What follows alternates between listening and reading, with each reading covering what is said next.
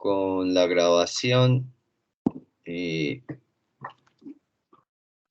de todas maneras voy por pura paranoia a hacer soporte aquí en mi celular. Luz, te voy contando. Estamos trabajando con Angélica Alejandra. Angélica es estudiante de la maestría en Ciencias Sociales. Alejandra es estudiante de Antropología. El profesor David Osorio, que es el director del Departamento de Antropología y Sociología. Y espérate que yo quito aquí una cosa que está transcribiendo ya. El profesor de Antropología, David Osorio, el profesor de Matemáticas, Omar Tapasco, y presentamos como estudiante de doctorado a Orlando, profesor de Filosofía. Estamos trabajando sobre calidad en los pregrados en la Universidad de Caldas. Yo te prometo, si quieres, si tienes tiempo, presentarte el proyecto al final, pero no queremos entrar por ahí para no orientar la conversación a cosas específicas. ¿Te parece? Listo. Bien, entonces tú llevas mucho tiempo en asuntos académicos, has pasado por muchos puestos. Tengo tres opciones en el menú de preguntas: como directora de departamento, como directora de programa de pregrado o como miembro de un staff de gestión académica. Cumples cualquiera de las tres. ¿Cuál quieres que te pregunte? La que tú quieras, o las tres si quieres. Yo preferiría la primera. Cumplo con las tres perfectamente. A mí me gustaría más porque es que tienes una panorámica general de la universidad. Entonces, hacer primero una entrada general de la universidad y cuando especifiques en algún programa particular en el que hayas sido directora o de departamento, nos orientes. ¿Te parece? Bueno. Listo. Entonces vamos a empezar desde ahí. Bien, entonces lo primero es una pregunta que planteó Omar esta mañana, que estaba un poco fuera y es cómo concibes o valoras la calidad de la educación en los pregrados. ¿Qué criterios son importantes desde el punto de vista tuyo? Voy a ponerlo más grande.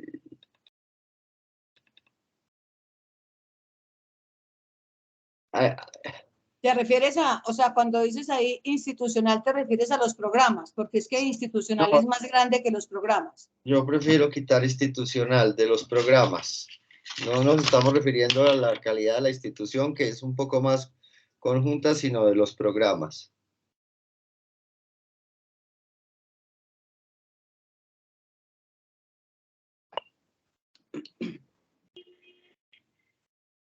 Bueno, ¿cómo la concibo? Sí. Pues para mí un programa de calidad es un programa que forma un profesional. Estamos hablando de pregrado, ¿cierto?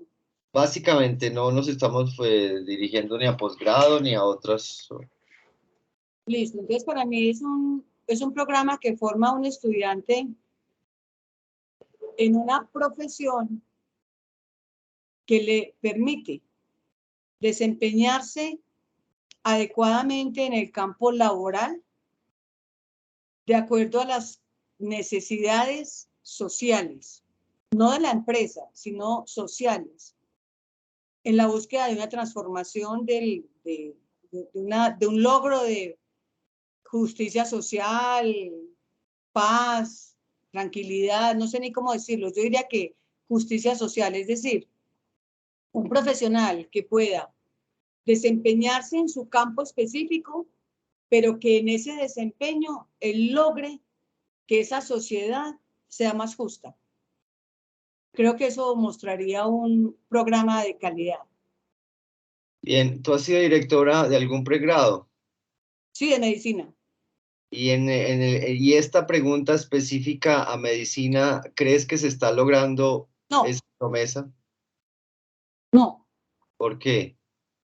No se logra porque la misma ley las leyes que tenemos desde 1994, que son tan limitantes del quehacer del médico, que llaman médico general, que en realidad es un médico, esas leyes tan limitantes hacen que se haga un médico funcional al sistema. Entonces, un médico funcional al sistema justamente es lo que yo considero que no es de calidad, porque yo esperaría que formáramos médicos que no sean funcionales y que transformen los grandísimos problemas que tenemos con la Ley 100 y sus derivados, y no que simplemente obedezcan protocolos. Entonces, en ese sentido, creo que no lo logra. En el sentido de que salga y haga la consulta como lo dice la Ley 100, sí, sí lo logra, claro. Pero para mí el segundo componente es muy importante. Nosotros estuvimos revisando, y esta es una subpregunta esa, el documento maestro de medicina, y yo sentí como una tensión entre una orientación de la ley hacia un médico orientado a la promoción de la salud y una historia de formación en la Universidad de Caldas de un médico centrado en la clínica. Es una percepción en las especialidades clínicas. ¿Es una percepción falsa la que nos construimos a partir del documento? Pues lo que pasa es que no estoy de acuerdo contigo en que la ley trabaje en lo de promoción y prevención. Ya. Eso no lo comparto. Entonces, a ver, yo creo, yo dirijo el Departamento de Salud Pública y por ende, pues estoy convencida de la importancia de la formación en salud pública del médico. Y la formación en salud pública es una formación mucho más amplia, crítica, transformadora, que involucra la prevención, la promoción, la atención, la rehabilitación, es decir, incluye todo. Así debería ser, ¿cierto? Y creo que no lo logramos. Por ese lado, creo que no lo logramos. Por ese motivo, en este momento estamos en una modificación curricular profunda. El departamento cambió por completo la manera como va a enseñar la salud pública a los médicos. La modificación empezó el semestre pasado con primer semestre, pero nos demoraremos para implementarla como unos 4 años, porque es paulatina la implementación. Entonces, bajo el sueño de los salubristas, lo que tú dices es cierto, ¿sí? El médico debería tener esas capacidades de hacer un trabajo social, comunitario muy fuerte, con lo mismo, con la idea de lograr transformaciones y demás. Pero lo otro que dices de que la ley busca la promoción y la prevención, lo cual es cierto en el sentido teórico de los fundamentos de la ley, pero en la realidad no, porque los médicos tienen que llenar ese espacio en el que reciben un paciente que va a consulta.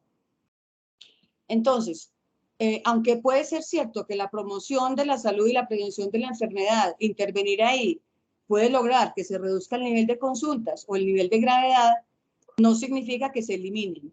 De tal manera que es indispensable que el médico tenga formación clínica y que tenga una fuerte formación clínica para que pueda acertar en los diagnósticos. Le es inherente al ser humano enfermarse, envejecer y morir. Le es inherente a cualquier ser vivo. Entonces, también se requiere que el médico esté capacitado para ello. Yo creo que la atención no es mucha, creo que la atención no es mucha, creo que en la facultad, y ha sido histórico y ha sido una característica nacional, los médicos de la Universidad de Caldas nos caracterizamos por tener muy buen ojo clínico, muy buen desarrollo de ojo clínico, y creo que lo que hemos intentado es darles formación política, económica, social y demás a los chicos, lo cual pues no es fácil, porque para ellos pues el paradigma es el médico que atiende en urgencias, o es el cirujano o el neurocirujano, ¿no? Son con las ideas con las que llegan, entonces es un poco difícil. Entonces mi respuesta, si lo logramos, no. Ellos simplemente salen como unos peones del servicio, como unos peones del sistema, a hacer consulta en 20 minutos y a hacer lo que les ordenan.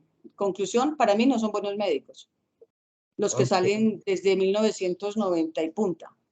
Te devuelvo a tu posición de representante en el Consejo Académico durante 20 años.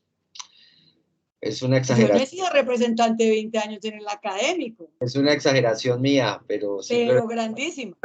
Ok, la pregunta es esta. ¿Tú crees, ya saliéndonos de medicina y volviendo al panorama general de la universidad, que hay diferencias de calidad en los resultados de formación en la Universidad de Caldas? ¿Y con qué crees que esos resultados, si los hay, están asociados?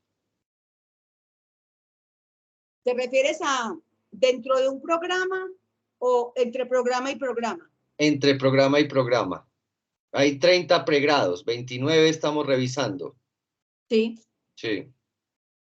Ah, bueno, pregrados profesionales, no estamos Sí. hablando de los tecnológicos. No, no, porque hay una brecha que no podemos saltar. Sí. Mira, pues yo creo que hay diferencias que son inherentes, ¿no? Grandes diferencias. Porque si yo voy a juzgar, ¿me perdonas un segundo? Yo cierro esta ventana que no estoy escuchando nada. Sí, ok.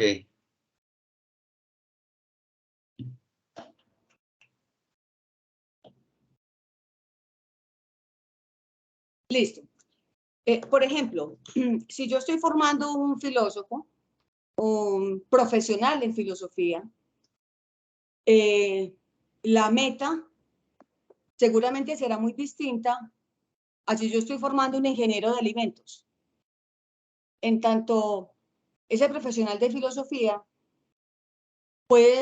tiene su campo laboral, por cierto, restringido, sobre todo a la docencia, de pronto a la investigación, pero es muy restringido el campo laboral y es relativamente amplio y está basado en escenarios de discusión, debate, pensamiento, crítica, análisis y demás. Entonces se requieren unas características especiales para él. Mientras que si yo formo un ingeniero de alimentos, por ejemplo, yo tengo que tener una total certeza de que ese ingeniero no va a crear un alimento que mate a la gente, ¿sí? Que les produzca enfermedad, porque hizo una combinación inadecuada de dos sustancias. Lo mismo sucede cuando se forma una enfermera. Cuando estoy formando una enfermera, aunque yo puedo pensar en las disquisiciones o en los análisis globales que debería hacerse, en últimas, lo que yo espero y lo que tú esperas cuando estás hospitalizado y llega una enfermera a tu lado y te va a poner una droga intravenosa, tú esperas que la enfermera sepa que esa droga intravenosa se puede poner intravenosa, sepa cómo se coloca sin que te produzca la muerte, sin que te produzca un émbolo, sin que te produzca una equimosis, sin que te produzca nada. Es decir, hay profesiones que están muy descentradas en el hacer cosas que son de gran importancia para la vida de los seres humanos y de los otros animales también. Entonces, creo que eso inevitablemente tiene que generar criterios diferentes en la calidad, ¿sí? Criterios muy diferentes para uno hablar de calidad. Creo que lo variopinto que hay en la universidad de los programas y todo lo que hemos vivido desde la política curricular y que yo creo que algunos ya hemos logrado entender que es que somos muy, muy diversos y que así de diversa debería ser la norma, pues también llega al concepto de calidad para entenderlo, ¿sí? Son diferentes cosas. Es como cuando, por ejemplo, la Universidad Nacional forma un ingeniero de puentes, un ingeniero civil que hace un puente. O sea, es una persona que tiene que tener un dominio total de, de, no sé, de las matemáticas, del cálculo, de las predicciones matemáticas para la resistencia de materiales. O sea, es una cosa que es completamente inevitable. Así puede ser dos fórmulas, pero tiene que dominarlas, pues.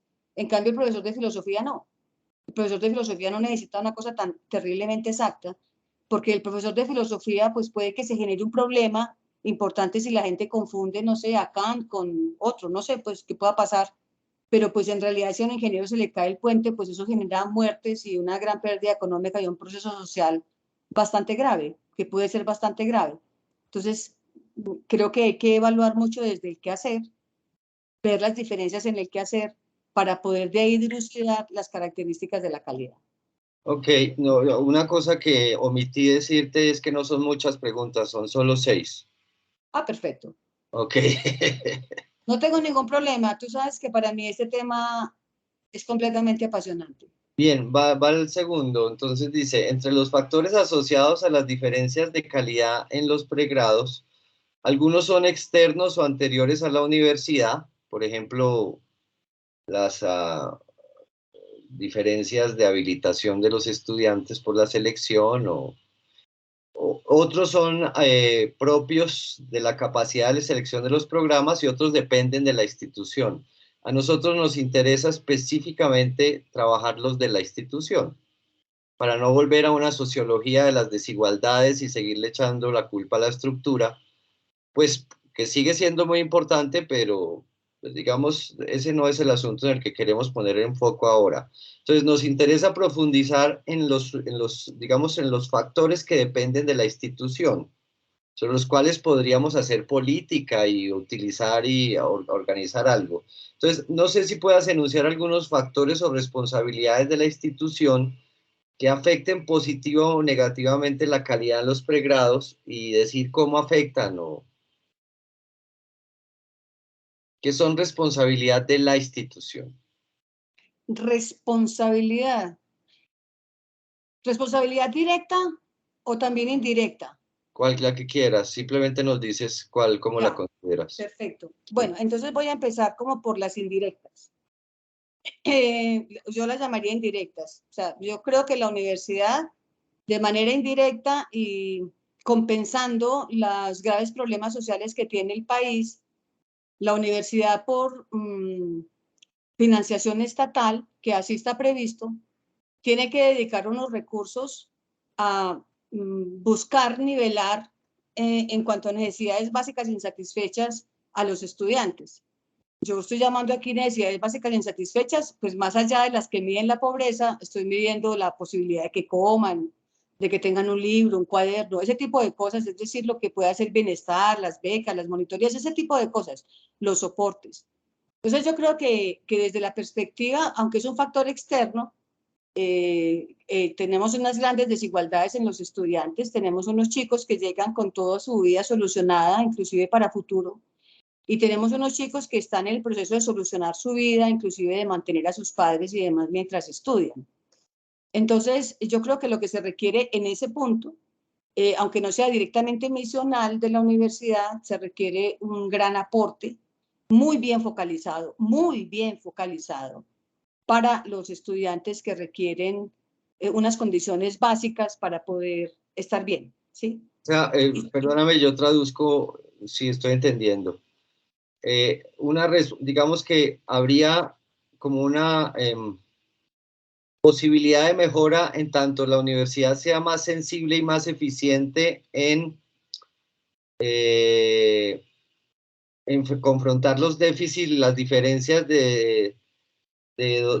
de dotación, sino de salud, alimentación, materiales que ponen en riesgo a algunos estudiantes y eso afecta la calidad de algunos pregrados? Yo creo que sí puede llegar a pasar. Yo no me atrevo a decirte que pasen algún pregrado completo. Pero yo intentando extrapolar, intentando generalizar, yo solamente he sido profesora de medicina toda mi vida. Sí. Y entonces yo, en medicina, ¿yo qué me encuentro? Me encuentro a un número relativamente alto de estudiantes que, como digo, tienen solucionada su vida presente y futura, ¿cierto? Y un pequeño número de estudiantes que no. Mientras que yo pensaría que es probable que se asocie a los niveles de ICFES y demás con otros programas donde uno pueda ver gente con muchos menores recursos. Mi percepción es que, por ejemplo, en enfermería hay más chicas y chicos con problemas que los de medicina y creo que en educación física todavía hay más. Entonces, generalizando desde mi facultad, lo cual sé que es un error, pero generalizando desde ahí, yo pienso que tal vez los programas donde sea mucho más frecuente que los chicos tengan estas deficiencias, pues no tengan o no generen suficiente calidad, suficiente aporte y participación como para que el programa sea de suficiente calidad. Y uno podría... Llego allá, es para que te desarrolle la idea, llego allá porque creo que tú lo has vivido como profesor, ¿cierto? Si uno se enfrenta a un grupo y un grupo es dinámico, aprende, participa, uno llega inclusive a desarrollo de temáticas por encima de lo que se espera del nivel. Pero si uno llega a un grupo en donde todos los estudiantes están quedados, ni siquiera saben leer, están llenos de problemas, no se concentran, eso jalona hacia el no desarrollo óptimo de la asignatura. Entonces, si eso va pasando en una y en otra y en otra y en otra, pues en la sumatoria podríamos estar hablando de que se afecte el programa. Es en ese sentido en el que entendí la pregunta. Ok, sí, digamos de la primera responsabilidad indirecta que planteas, podríamos simplemente para resumir esta, que me parece muy interesante, que no la habíamos tenido en cuenta porque la asumíamos como un factor externo, que los programas que tienen mayor demanda y tienen mayor capacidad de selección, como los déficits previos de los estudiantes suelen ir asociados a condiciones de vida, hay una altísima asociación entre condiciones de vida y resultados académicos. Correcto. Los programas que menos capacidad de selección tienen van a tener un número más importante de estudiantes con otros problemas externos de vivienda, de seguridad humana, para ponerlo en términos cotidianos, y eso puede estar afectando puede ser una trampa adicional que afecte el efecto general del programa. Ok, bien, Sí, muchas señor, eso es, lo dijiste mis 50.580 veces más bonito que yo. Ok, muchas gracias. ¿Qué otras identificas? Bueno, eso es lo que a mí me parece como ahí importante. Ya directas. Directas, pues como dices que es una cosa que puede hacer la institución, creo que hay una muy importante en el criterio de selección. Yo entiendo muy bien lo de la obligatoriedad del ICFES, ¿cierto? Y también entiendo que las pruebas propias generan muchas inequidades, ¿sí? O sea, a mí me parece que lo de una prueba propia sería una cosa muy importante porque uno podría focalizar exactamente qué es lo que quiere de ese perfil de ingreso. Pero en varias oportunidades que he escuchado la argumentación de por qué no hacer pruebas propias, pues me convencen. Porque es cierto, la Universidad de Caldas no tendría dinero para hacer pruebas propias en toda la extensión del territorio colombiano, de tal manera que tendría que centralizarla. Y al centralizarla, implicaría que gente de muy escasos recursos económicos ni siquiera se pudiera presentar. Entonces, bajo ese argumento que para mí es poderosísimo, poderosísimo, entonces vuelvo y me quedo con el ICFES, con el examen del ICFES. Y entonces, o sea, pues con el saber 11. Creo yo que un elemento muy importante en la universidad para lograr calidad en los programas es entender de verdad qué es lo que debe saber el estudiante, en qué debe ser competente el estudiante en su formación en el bachillerato. Yo creo que se está llegando a puntos interesantes cuando el gobierno habla de la calidad en la lectura y en la escritura. Sin lugar a dudas, si una persona pues sabe leer de verdad y entiende lo que lee y sabe escribir y plasmar una argumentación, pues uno esperaría que tenga unas condiciones muy buenas para ser un profesional universitario. Pero, por ejemplo, yo tengo entendido que en medicina todavía siguen dándole mucho valor a biología, lo cual yo creo que es la cosa más ridícula, pues darle valor a lo que el estudiante va a entrar a estudiar. Eso me parece ridículo. Yo creo que el estudiante tiene que tener unas competencias generales fuertes y sobre eso debería estar centrada la prueba de admisión. Y lo que me preocupa es el descuido de las matemáticas, porque no es que yo diga que un estudiante tenga que saber cálculo o trigonometría, no, sino que tenga habilidades matemáticas, lo que algunos llaman pensamiento matemático. Y eso pues sí se puede evaluar en esos exámenes. Entonces, debería dársele mucho peso a la posibilidad de comunicación, de entender el lenguaje escrito, de escribir, que lo hace el ICFES, de ese razonamiento matemático, de ese razonamiento abstracto, que nos da elementos para pensar que el muchacho es inteligente, no que tenga datos, porque es que no nos interesan los datos, porque los datos los van a adquirir en la universidad también, además de muchas otras cosas. Entonces creo que la universidad podría sentarse a analizar juiciosamente los ponderados que usa para la selección de los estudiantes.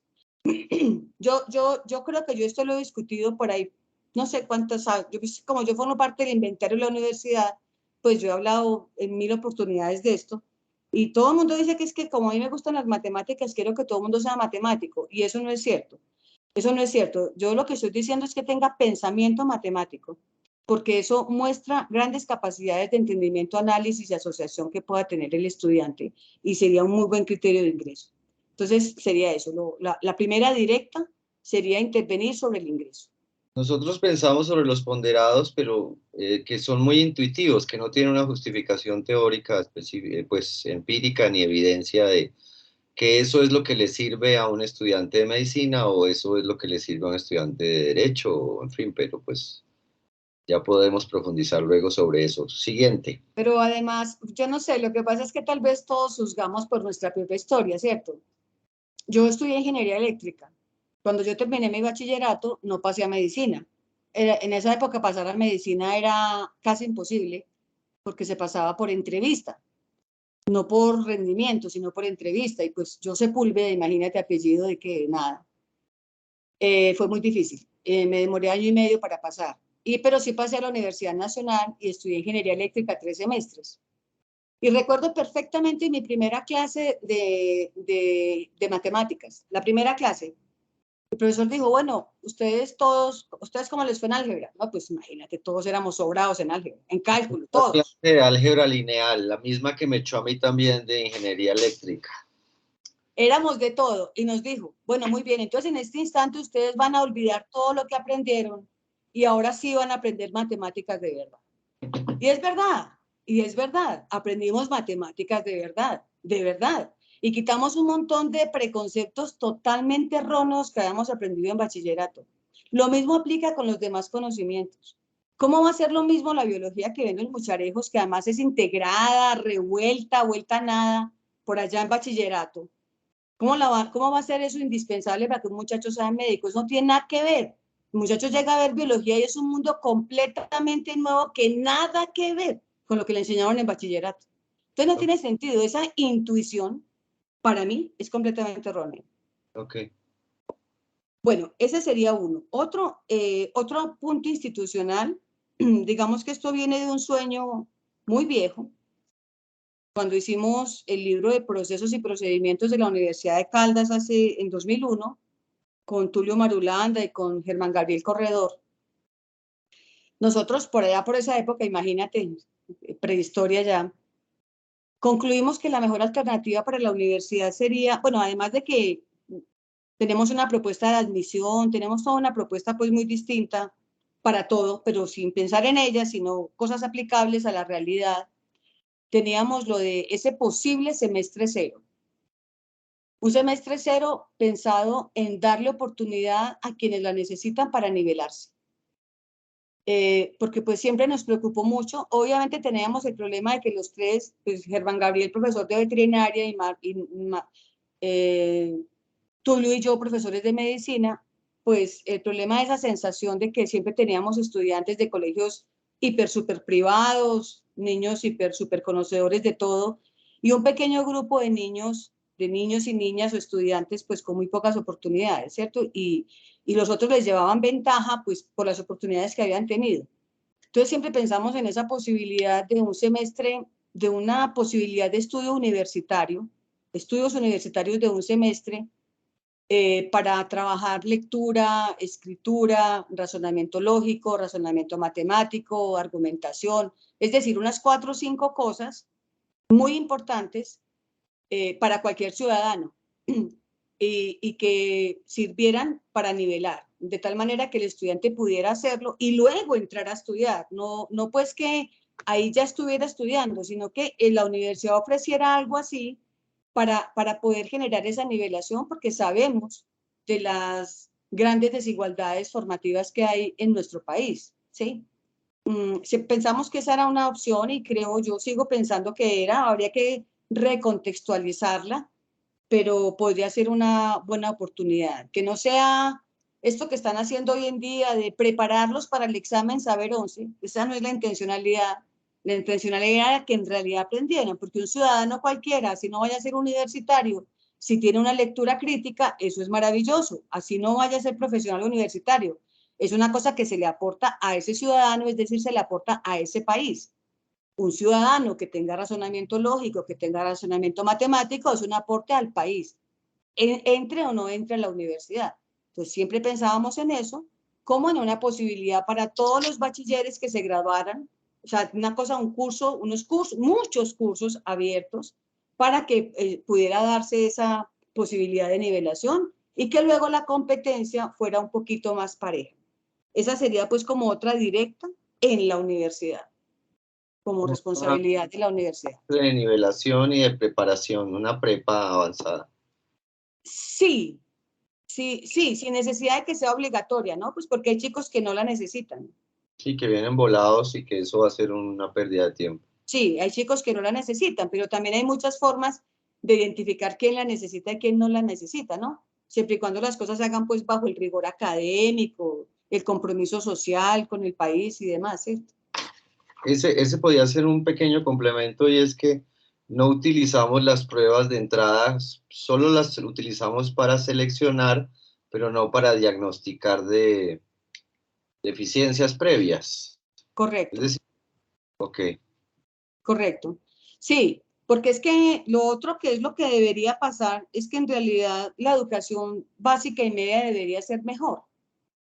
Pero pues eso también se nos sale de las manos. Yo pienso que los rectores sí podrían presionar en el Ministerio de Educación Nacional para aumentar la calidad de la básica y la media, porque es que resulta que todas esas deficiencias de la básica y la media las estamos asumiendo nosotros a nivel universitario y eso nos retrasa en el aprendizaje. O sea, yo he tenido estudiantes que yo les digo que coloquen una base 10 para que me den un dato por 1000 personas y no lo saben hacer. Me toca explicarles que es una regla de 3 completamente elemental, me toca explicárselas porque no saben usar la base 10, una cosa que se aprende creo que es en segundo bachillerato.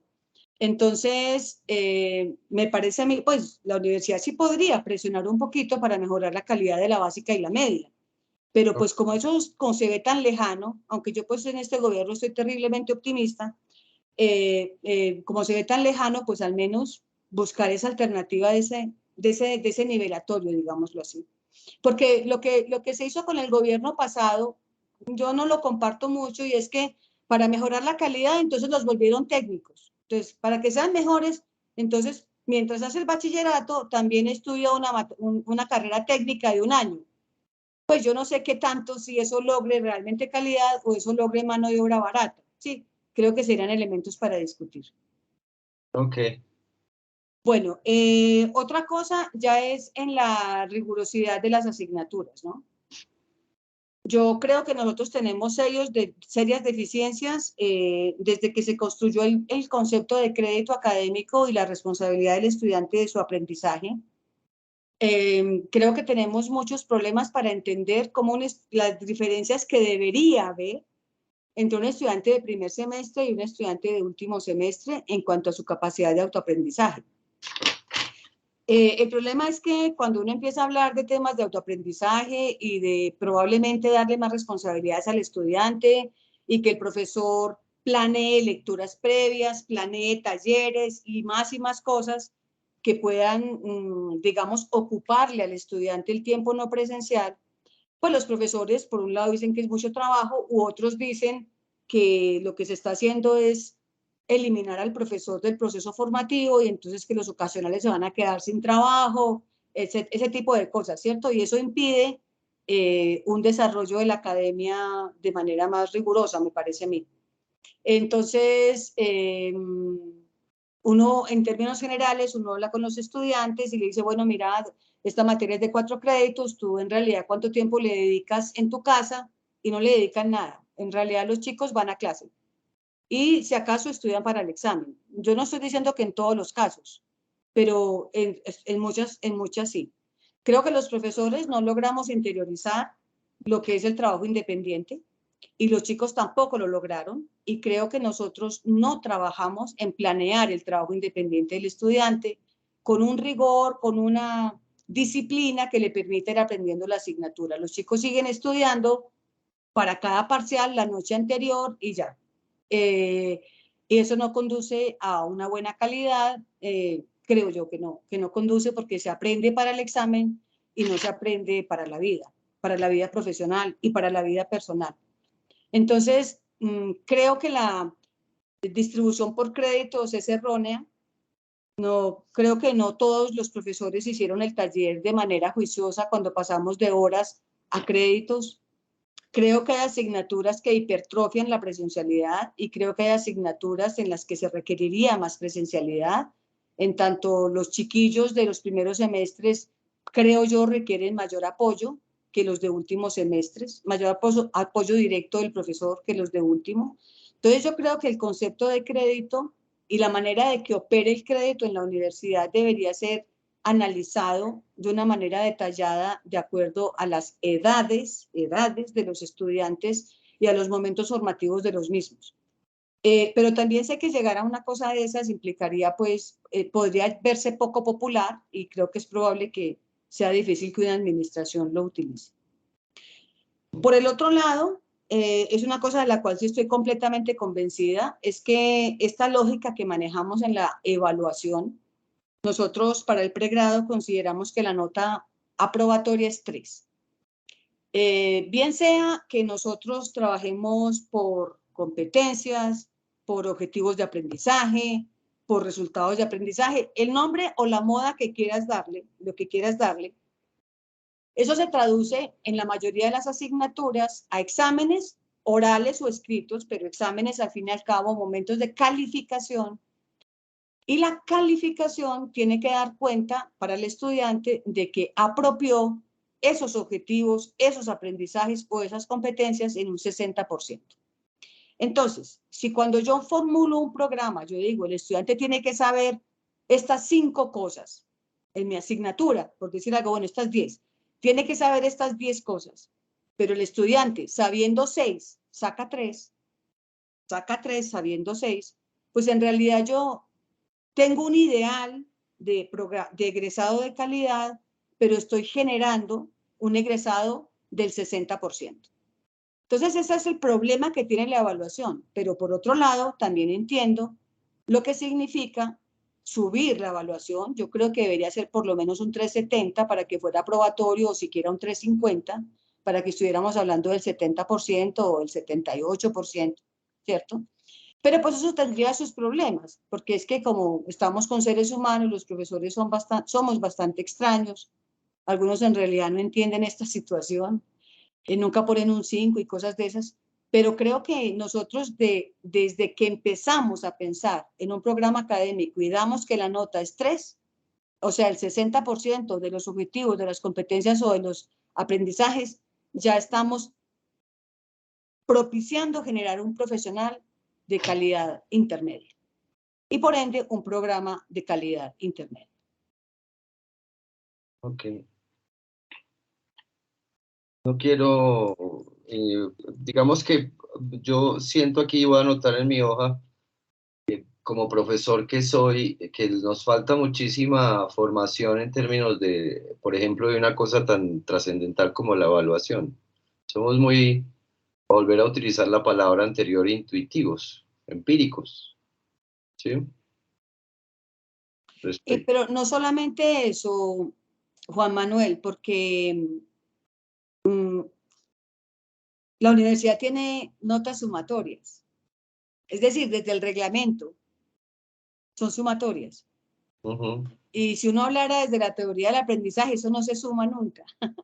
O sea, eso no hay nada que sumar, no son sumables, ¿sí? Son logrables.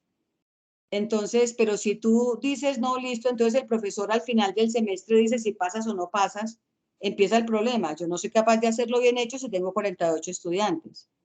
Y, o si es un profesor de esos, pues, que hacen cosas tan raras, pues, van a pasar a unos y a otras no, y van a empezar problemas muy serios. Entonces, una manera de defenderse de los estudiantes es que existan esas reglas en la calificación, porque si no estarían completamente indefensos.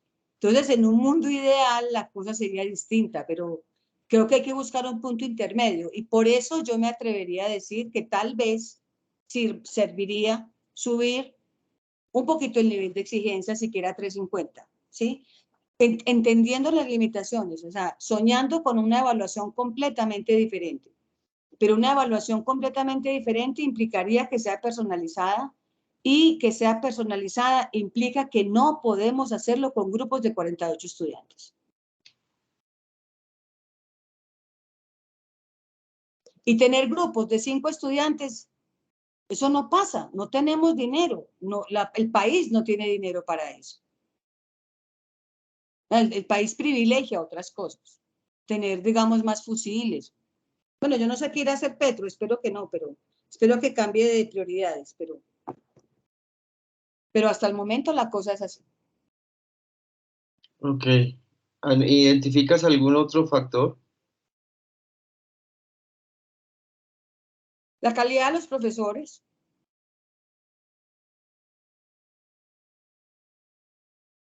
Mira, pues esto está quedando grabado y me va a dar un poquito de pena hablar de esto, pues, pero voy a hacerlo. Yo creo que los formalismos y las presiones del ministerio en cuanto a la manera de presentar papeles, es decir, el formato del PIA, el formato de no sé qué, el formato de lo otro, cómo se redacta un resultado, cómo se redacta, es decir, los asuntos formales, quitan de la formación de los profesores como profesores el analizar y el pensar qué es lo que el profesor tiene que hacer para formar a sus estudiantes. A mí me parece que los cursos, pues el curso que yo hice pues yo soy magíster en educación, yo hice un curso de docencia pésimo cuando entré a la universidad, quedé con muchas inquietudes, hice una maestría en educación con la idea de aprender un poquito del tema, y los comentarios que yo escucho de los colegas que hacen esos cursos con estudios educativos es que eso es una vergüenza, es que son completamente horrorosos, ¿cierto? Que en realidad no aprenden nada, ¿sí? Aprenden no, o sea, yo no sé qué es lo que hacen, pues, pero en realidad no sostienen una discusión didáctica ni pedagógica de nada, porque no tienen idea, ¿sí?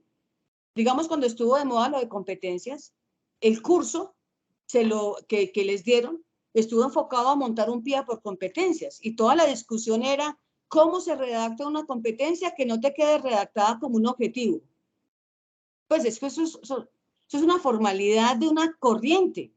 Ahora ya ni siquiera se habla de competencias, es decir, ya ellos quedaron out en su proceso formativo porque ya la moda es resultados de aprendizaje. Entonces ahora estamos en cómo se redacta un resultado de aprendizaje que no se confunda con un objetivo, ese tipo de cosas.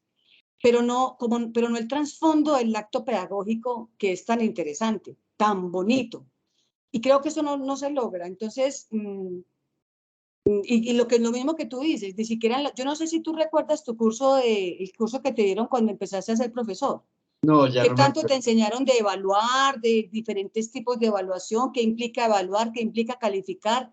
¿Qué implica cada cosa de esas? ¿Cómo relacionarse con el estudiante? Una cosa es hablar con muchachos de 16 años, otra con muchachos de 23 años. Pues el proceso de maduración cerebral de los 18 años es clave. Bueno, ese tipo de cosas no los tratan. Ok. Entonces creo que esa es otra cosa, la formación de los profesores y la calidad de los profesores. La calidad en todos los sentidos, pues, es decir, que el concurso sea adecuado. Por ejemplo, te digo, con este último concurso, en los últimos